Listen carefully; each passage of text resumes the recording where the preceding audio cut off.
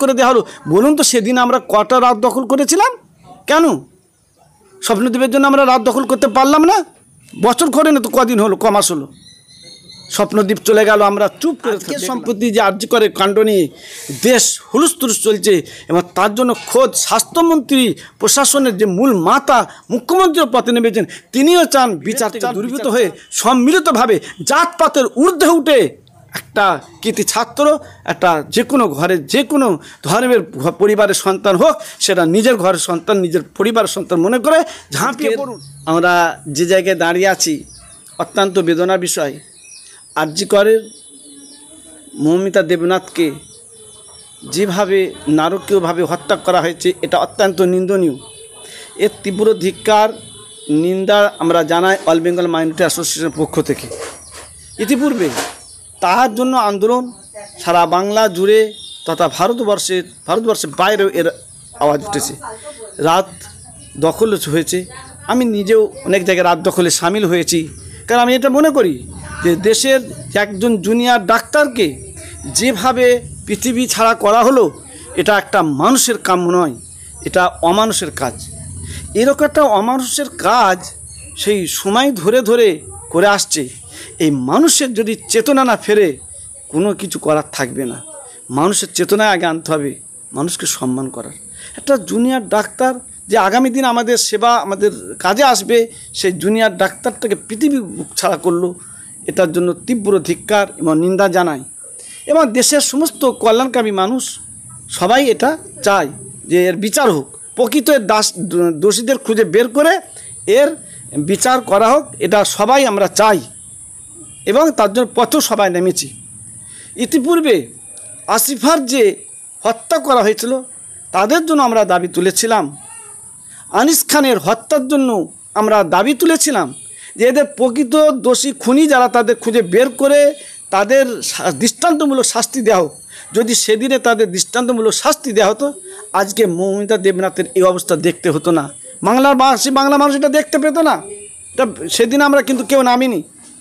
কোন কারণে আমরা সেদিনে নামতে পারিনি সেটা আমি জানি না, কিন্তু এটা আমাদের দুর্বলতা, এটা আমাদের দুর্বলতা স্বীকার করতে হবে। কেন আমরা নামিনি? স্বপ্নদ্বীপকে যেদিনে হোস্টেলে যাদবপুরে একদম ন্যাক্কারজনকভাবে তাকে মারা হয়েছিল, তাকে মানসিক টর্চারিং করা হয়েছিল, তার বাপ মা বড় স্বপ্ন দেখেছিল যে স্বপ্নদ্বীপকে যাদবপুরের মতো একটা ইউনিভার্সিটিতে সুযোগ পেয়েছে, তাকে ভর্তি করেছে, সে একটা ভালো ইঞ্জিনিয়ার তৈরি হবে, দেশের একটা ভালো একটা ছেলে তৈরি হতো। সেই ছেলেটাকে কিভাবে তাকে মানসিক টর্চারিং করে শেষ করে দেওয়া হলো। বলুন তো সেদিন আমরা কটা রাত দখল করেছিলাম? কেন স্বপ্নদ্বীপের জন্য আমরা রাত দখল করতে পারলাম না? বছর করে না তো, কদিন হলো, কমাস হলো, স্বপ্নদ্বীপ চলে গেল, আমরা চুপ করে দেখলাম। সম্প্রতি প্রিয়াঙ্কা হাঁসদা যেভাবে হত্যা করা হয়তো খুন করা হয়েছে একটা স্কুল ছাত্রী, তার জন্য কোনো রকম আমরা আওয়াজ তুলছি না। কিন্তু আমরা অল বেঙ্গল মাইনরিটি অ্যাসোসিয়েশনের পক্ষ থেকে তীব্রভাবে আমরা চাই যে অবিলম্বে প্রশাসন পদক্ষেপ নিয়ে সঠিকভাবে তাদের যারা খুনি তাদের বের করে দৃষ্টান্তমূলক শাস্তি দেওয়া হোক। পাশাপাশি তৌহিদ করিম মুর্শিদাবাদের একজন ফার্মাসির কৃতি ছাত্র, তারও অবিলম্বে বের করে যারা দোষী তাদের অবিলম্বে খুঁজে বের করে তাদের শাস্তি দৃষ্টান্তমূলক শাস্তি দেওয়া হোক। আমি একটা কথা বলবো, আজকের সম্প্রতি যে আরজি করে কাণ্ড নিয়ে দেশ হুলস্থুলুস চলছে এবং তার জন্য খোদ স্বাস্থ্যমন্ত্রী প্রশাসনের যে মূল মাতা মুখ্যমন্ত্রীও পথে নেমেছেন, তিনিও চান বিচার চান, তিনিও বলছেন ভালো জিনিস। আমরাও সহমত যে প্রকৃত দোষী যারা এই হত্যা করেছে, এই কাজের জন্য যারা যুক্ত, তারা প্রকৃত সেই দোষীদেরকে খুঁজে বের করে তাদের শাস্তি দেওয়া হোক, তাহলে আগামী দিনে এটা ঘটবে না। ঠিক তেমনভাবে আমরা দাবি রাখবো যে প্রিয়াঙ্কা হাঁসদা আদিবাসী ঘরের একটা মেয়ে ছেলে, তাকে যেভাবে খুন করা হয়েছে তার খুনিদের বের করে তার দৃষ্টান্তমূলক শাস্তির ব্যবস্থা করতে হবে।